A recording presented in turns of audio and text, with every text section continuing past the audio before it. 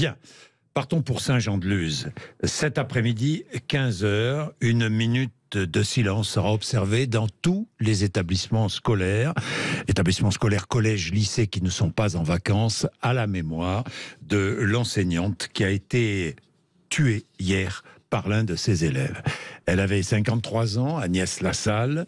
Je suis avec Luc Veillé, qui est porte-parole du syndicat du privé, représentant plus d'un tiers des enseignants. Bonjour. Bonjour. Et merci d'être avec nous. Nous allons revenir sur les faits. La classe se déroulait hier matin.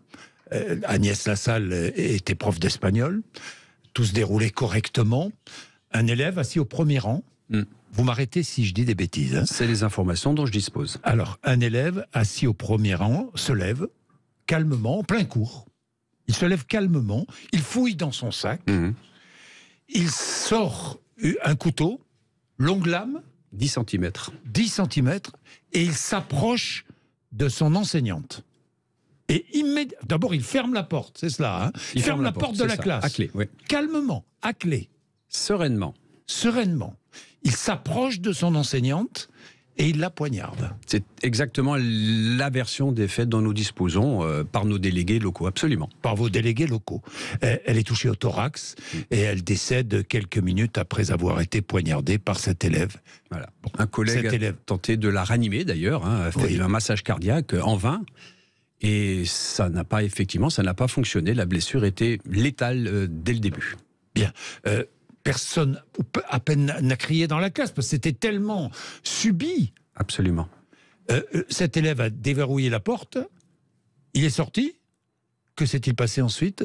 Il est allé dans la classe à côté, la salle de classe à côté. Oui. Il a rencontré le professeur, un collègue, alors je ne peux pas vous dire la discipline qu'il enseigne, mais il a rencontré un autre professeur qui a réussi à engager le dialogue avec ce jeune, a réussi à lui prendre ce couteau, et pendant ce temps, les gens ont averti bien entendu les secours et la police qui sont intervenus très rapidement, malheureusement trop tard. Malheureusement trop tard. Il est en garde à vue, évidemment. Il a 16 ans. Apparemment, d'après ce que l'on sait, bon élève. Calme, intelligent, c'est bien cela? Sans problème, comme on dit d'habitude. C'est un élève sans problème. C'est-à-dire que rien auprès de ce jeune n'avait été détecté, rien ne laissait présager une telle folie, on va le dire comme ça, un acte d'une telle barbarie. C'est quand même extrêmement violent, cet acte. Il est manifestement prémédité, puisque le jeune avait emporté un couteau de chez lui. Il a fermé la porte de la salle de classe avant d'aller poignarder sa professeure. Oui. Il avait obtenu, je crois, la mention très bien au brevet l'année dernière.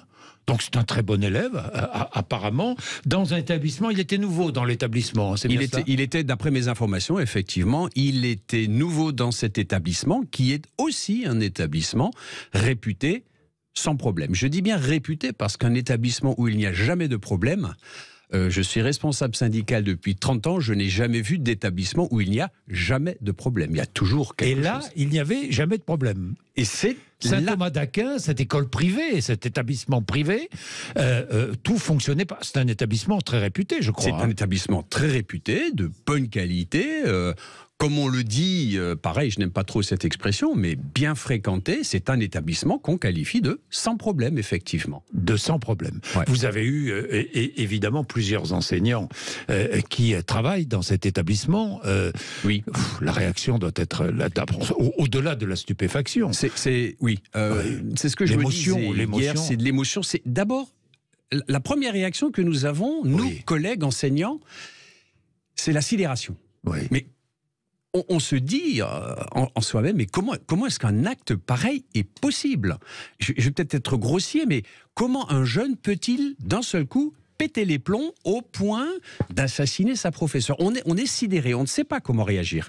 Après, effectivement, c'est la peine, c'est la solidarité envers la famille de cette enseignante, c'est la solidarité envers la communauté éducative de cet établissement, c'est la solidarité envers tous les élèves de cette professeure.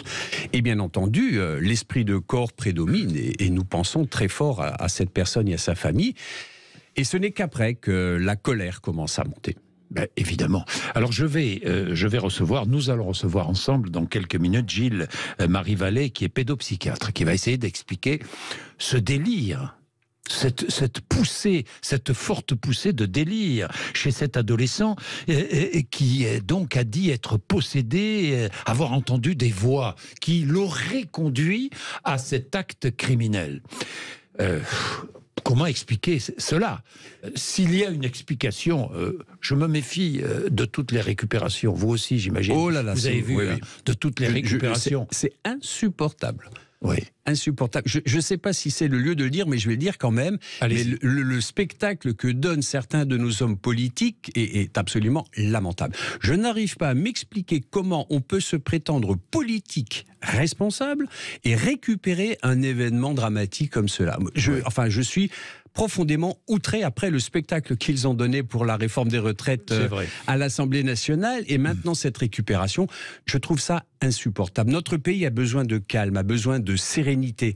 Les communautés éducatives ont besoin de se sentir entourées, aidées, accompagnées. Comme le ministre l'a fait hier, je trouve qu'il a posé un geste très intéressant qui a été apprécié par la communauté éducative en général. Je dis bien communauté éducative parce qu'il n'y a pas que des enseignants, il y a beaucoup d'autres personnels dans nos établissements qui sont tout aussi touchés par c'est une catastrophe, c'est un drame absolu ce qui s'est passé. Je rappelle que vous êtes porte-parole du syndicat des enseignants du privé, l'un des principaux syndicats, le principal même, vous représentez le deuxième. Vous représentez plus d'un tiers des enseignants du privé. Parce que on a toujours l'idée dans la tête que le privé est à l'abri de ce genre d'événements, mais pas plus que le public. Non, alors je tiens à m'inscrire en faux contre cette illusion. Le privé, déjà, très rapidement, ce sont 8500 établissements en France, de la maternelle au post-bac, ce sont 143 000 enseignants, ce sont 90 000 salariés de droit privé, donc des personnels d'éducation, des personnels d'entretien, de comptabilité, secrétariat. Donc c'est déjà, c'est pas petit, pardon, je veux dire, ce n'est pas rien. 2 millions de jeunes Français fréquentent l'école privée. Alors, l'enseignement privé sous contrat est à 96% de l'enseignement catholique. D'accord. Donc là, c'est un établissement enseignement catholique. C'est un établissement catholique, Jean-Baptiste de la Salle. Hein, donc c'est une personnalité catholique. Bien, c'est une illusion de croire que parce que, et ça c'est vrai, les CSP, donc le niveau socio-économique des familles est supérieur dans le privé. Bien sûr. Puisqu'il faut payer, puisque l'État ne donne pas autant à un établissement privé sous contrat qu'à un établissement public. Il y a donc des charges qui restent justement à la charge de l'établissement et il faut bien que quelqu'un paye, ce sont les familles. Donc effectivement, de facto, il y a une espèce de sélection. Mais ça ne met pas à l'abri. Ça ne met pas à l'abri, justement. Un enseignant, un élève, du privé est un élève comme un élève du public. On a des pathologies, on a des élèves qui ont des problèmes psychologiques, psychiatriques, des problèmes à la maison. Alors, je ne vais pas me lancer dans des statistiques, de toute façon, je ne les connais pas et ça ne veut en général rien dire. Mais oui, il y a, je l'ai dit en début d'entretien, un établissement zéro problème, ça n'existe pas. On est dans la société. L'école est un pan de notre société. Alors, je suis allé voir un peu dans les années précédentes ce qui s'était passé. En juillet 2014, une institutrice de 34 ans avait été poignardée par la mère d'un élève, poignardée à mort. Ça s'était passé dans une école d'Albi. Et puis, plus haut, encore dans le temps, en août 1996, un professeur d'anglais se promenait à Dax pendant la feria, 51 ans. Il avait été tué par l'un de ses élèves recalés au baccalauréat. Nathalie, bonjour. Bonjour. Vous êtes professeur d'anglais dans un lycée, évidemment choqué par ce qui s'est passé et la mort de votre collègue. Vous en avez beaucoup parlé avec vos collègues? Oui, absolument, dès hier soir, par SMS ou par WhatsApp, oui. Que vous disiez-vous? On a un deuxième coup de massue, on a eu le coup de massue de Samuel Paty que nous n'avons pas du tout digéré, on ne s'en est pas remis, on a ce deuxième coup de massue. Je suis d'accord pour dire que l'enseignement privé n'est plus un sanctuaire dans le sanctuaire, c'est terminé. Mais j'espère, je vais scruter, j'espère que l'enseignement catholique, c'est-à-dire les dirigeants de l'enseignement catholique vont réagir. Je n'ai pas trouvé de réaction très vive. Mais quelle réaction, Nathalie, attendez-vous? Parce que et la comparaison avec Samuel Paty ne me paraît pas être la bonne. Je vous le dis sincèrement. Alors, elle n'est pas la bonne. Si vous voulez, ça concerne un collègue. Oui, ça et ça concerne de la violence. Je ne parle pas des fondements. Je parle de la violence. Parce que les raisons, on ne connaît pas encore les raisons qui ont guidé, enfin s'il y a raison, ou des raisons d'ailleurs, qui a guidé l'enfant de l'adolescent de Saint-Jean-de-Luz. Voilà. Je ne parle pas des raisons qui ont guidé, je parle du fait en fait, de la conséquence. Donc on s'en est pas remis. Cette fois-ci, on est sidéré. Certes, il y a eu le discours de notre ministre de l'Éducation nationale. À mon sens, oui, bon, fondamental, mais cafouilleux. Oui, mais c'est pas le sujet, Nathalie. Qui ne rassure pas trop. Mais c'est pas le sujet. Qu'est-ce que vous vouliez dire au fond? Que nous sommes, j'espère qu'on va passer aux actes. C'est-à-dire? Parce que le Covid, je pense que le Covid, le marasme économique, sans s'en rendre compte, a perturbé nos élèves. Et que... Mais les actes, qu'attendez-vous alors, Nathalie? Des actes forts, c'est-à-dire des psychologues dans les établissements, des médecins scolaires, des suivis, des classes allégées, peut-être plus de temps pour nos élèves. On ne favorise pas nos élèves en les mettant à 35 par classe. Voilà, c'est du bétail qu'on passe d'année en année, de niveau en niveau. Même dans un établissement privé comme celui-là, Nathalie?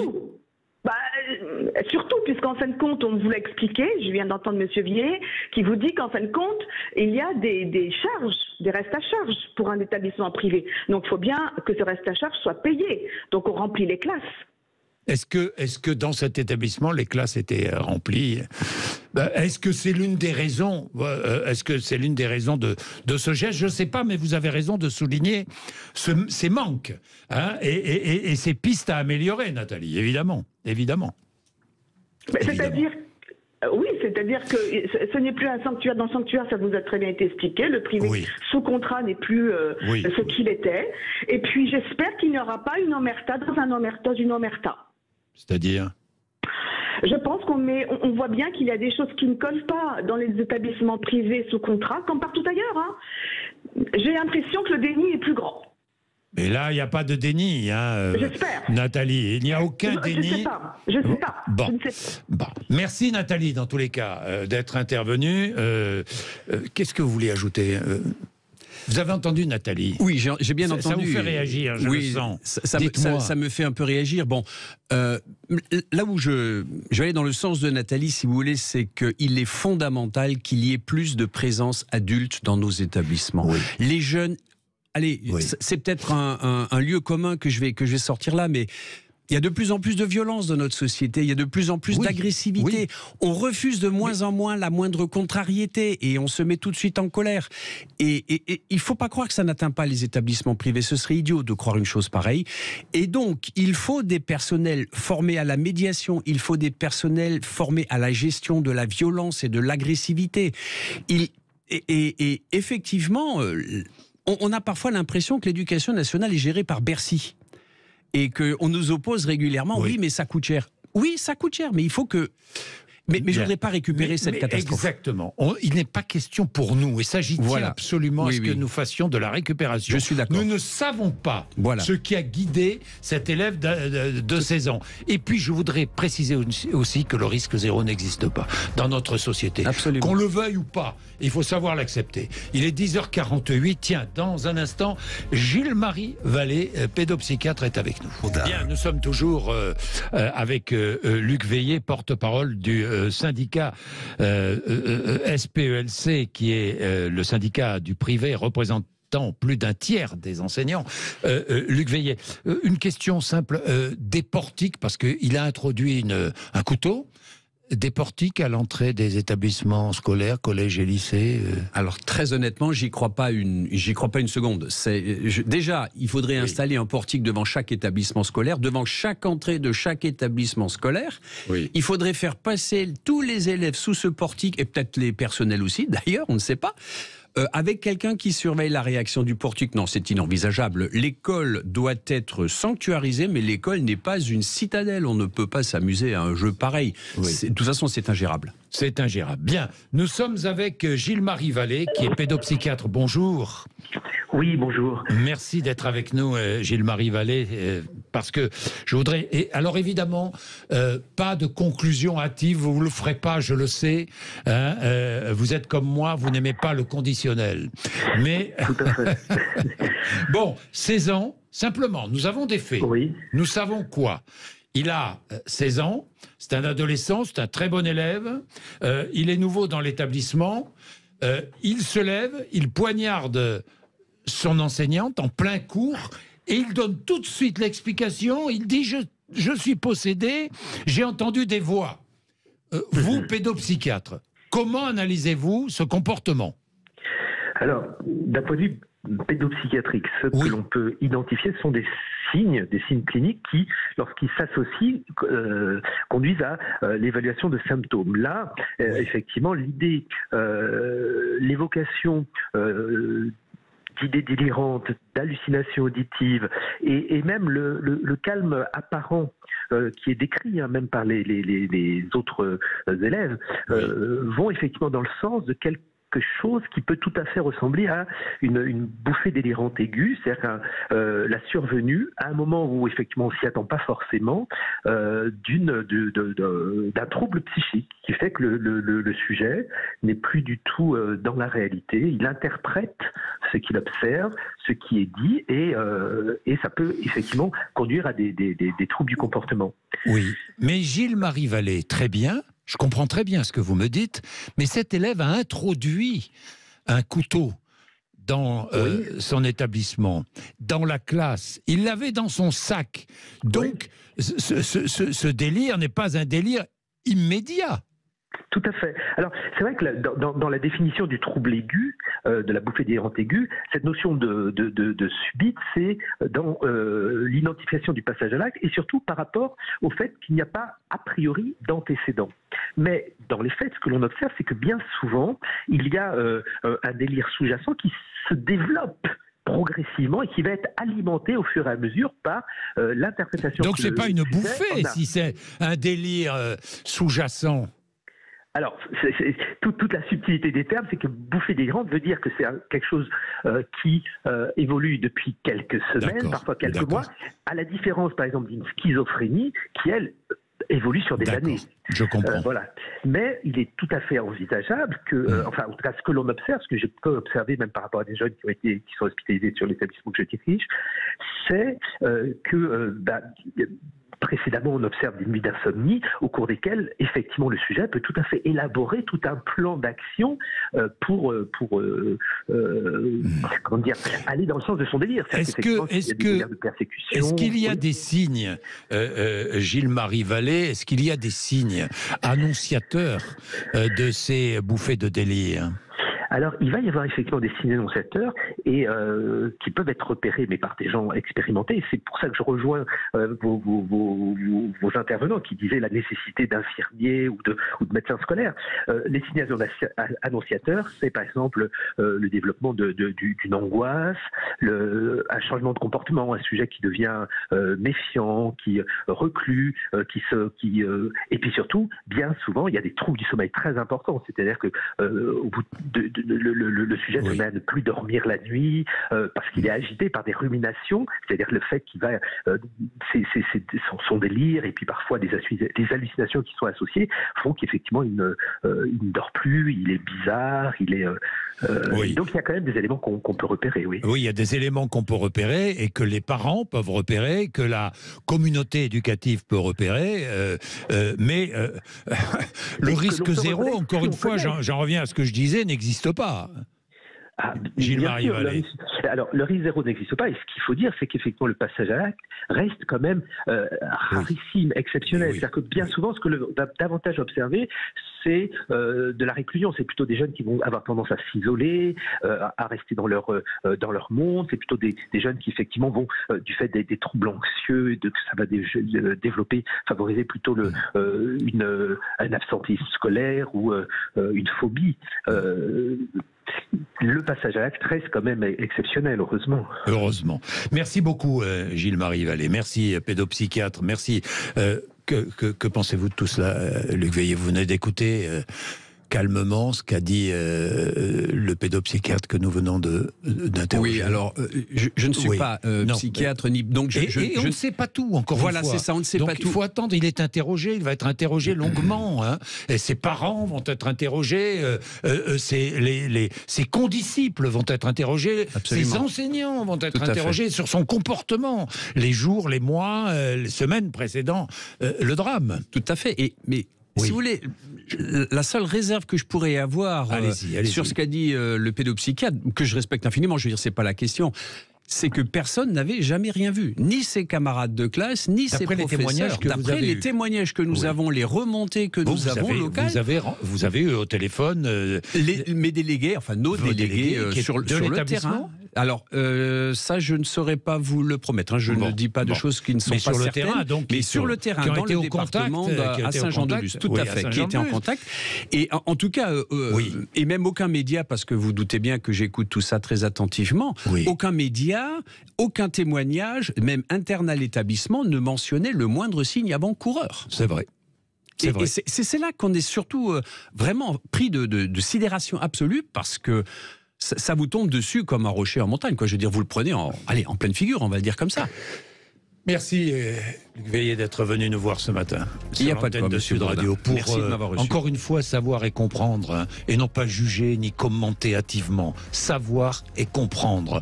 Des explications, chercher des explications, toujours. Il est 10h58, entre 11h et midi. C'est jeudi politique, vous le savez, nous sommes jeudi, nous recevons 3 députés. Je vais parler évidemment de ce drame de Saint-Jean-de-Luz. Nous allons voir comment justement réagissent les députés, les politiques face à ce drame. On va voir s'il y a de la retenue ou pas. Ça va être intéressant. Et puis, nous allons parler de l'Ukraine. Et puis, nous allons parler évidemment de la réforme des retraites. Il est 10h58. Merci d'être avec nous.